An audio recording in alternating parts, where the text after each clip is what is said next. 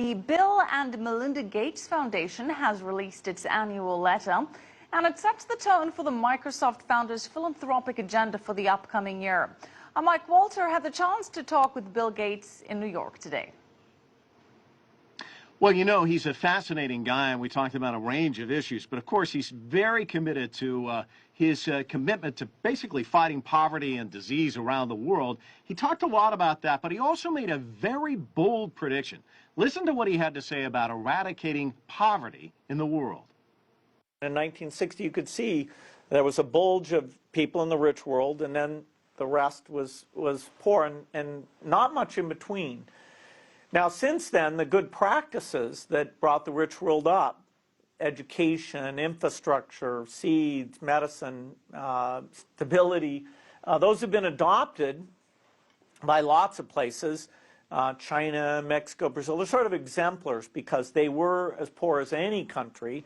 China actually poorer than most, and yet by applying the latest industrial approaches, science, market-based pricing, what's happened is incredible there. So the question is, why should there be any country that doesn't participate? But my belief is that we'll have maybe less than 10 countries that are low income by that time. And the line of progress, along with some innovation, suggests that it's not a crazy goal. Now, Gates spent an awful lot of time talking about the annual letter and the issues that he's so committed to, but he did talk a little bit about business and, of course, the industry he helped to revolutionize.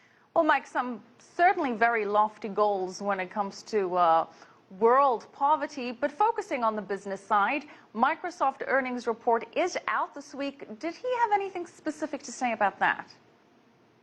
Well, you know, it's really interesting, Michelle, is he can speak so effusively about the foundation and about these issues. And then when it comes to business, he's not as talkative. But he did talk about those earnings reports, and here's what he had to say.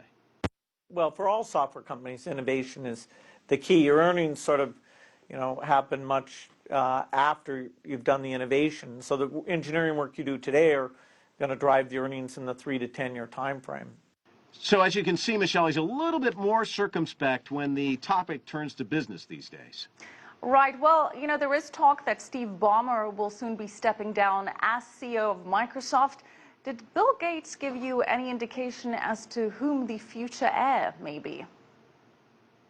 Well, we talked about that, and when you look at it, it looks like basically a double-edged sword if you're an executive, because on one hand, you're working with the best and the brightest. Who wouldn't want that job? And I think the pay's actually pretty good. But the second part of the equation is this: you have to follow in the footsteps of Gates and Ballmer, and that's not an easy task. Listen. Well, it's a big job. The board's not talking about what's going on with that. It's in process, and I'm sure somebody great will step up.